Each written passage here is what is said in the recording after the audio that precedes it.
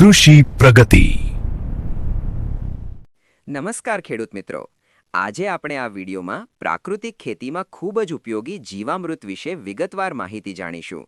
જેમાં જીવામૃત શું છે, જીવામૃત કેવી રીતે બનાવવું અને તેનો ઉપયોગ કેવી રીતે કરવો. સૌપ્રથમ જોઈએ જીવામૃત શું છે. તો જીવામૃત માઇક્રોબિયલ કલ્ચર છે, જે પ્રાકૃતિક ખેતીમાં પોષક તત્વ વ્યવસ્થાપન અને જમીન આરોગ્ય સુધારવા માટે ખૂબ જ મહત્વપૂર્ણ ભૂમિકા ભજવે છે.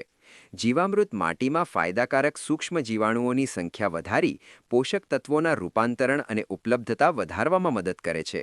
તેમાં રહેલા સૂક્ષ્મજીવો નાઇટ્રોજન ફિક્સેશન, ફોસ્ફરસ સોલ્યુબિલાઇઝેશન અને સૂક્ષ્મ પોષક તત્વોની લભ્યતા વધારી માટીના જીવંત તંત્રને શક્તિ આપે છે.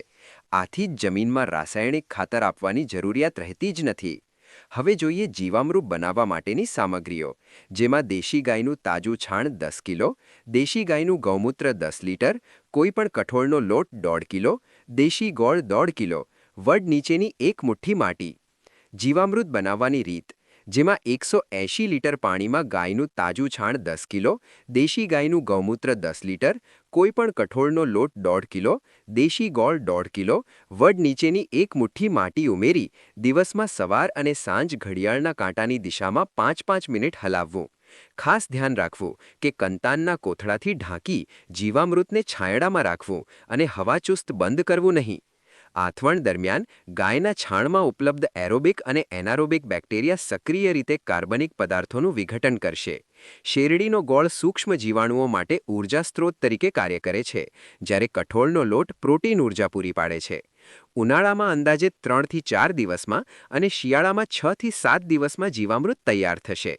હવે જોઈએ જીવામૃતનો ઉપયોગ કેવી રીતે કરવો. ઝીણા કપડાથી ગાળીને મહિનામાં 1 થી 2 વાર છંટકાવ કરી શકાય. ધોરિયા તેમજ ટપક પદ્ધતિમાં 1 એકરે 400 લીટર જીવામૃત પ્રતિ પિયત આપવું. છંટકાવ કરતી વખતે પંપમાં 2.5 લીટર ગાળેલા જીવામૃતનું પ્રમાણ રાખવું. જીવામૃતને કોઈપણ જંતુનાશક સાથે આપવું નહીં.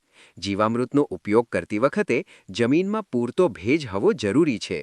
ખેડૂત મિત્રો, લાંબા સમયથી રાસાયણિક ખેતીથી જમીનની ફળદ્રુપતા ઘટી રહી છે, ખર્ચ વધી રહ્યો છે અને આરોગ્ય પર પણ અસર પડી રહી છે. હવે સમય આવ્યો છે કે આપણે કુદરત સાથે સહકારથી ખેતી કરીએ. પ્રાકૃતિક ખેતી અપનાવવાથી જમીન જીવંત બને છે, પાણી બચત થાય છે, ઉત્પાદન ખર્ચ ઓછો થાય છે. આવનારી પેઢીના સ્વાસ્થ્ય અને પોતાની જમીનની ભલાઈ માટે આજે જ કુદરતી ખેતી તરફ પગલું ભરીએ.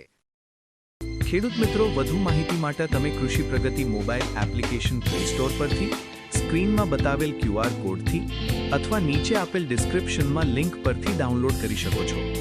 વિડીયો સારો લાગ્યો હોય તો લાઈક કરી ચેનલને સબસ્ક્રાઇબ કરી દો, તેમજ માહિતી અન્ય ખેડૂત ભાઈઓને પણ મોકલી આપો. ધન્યવાદ.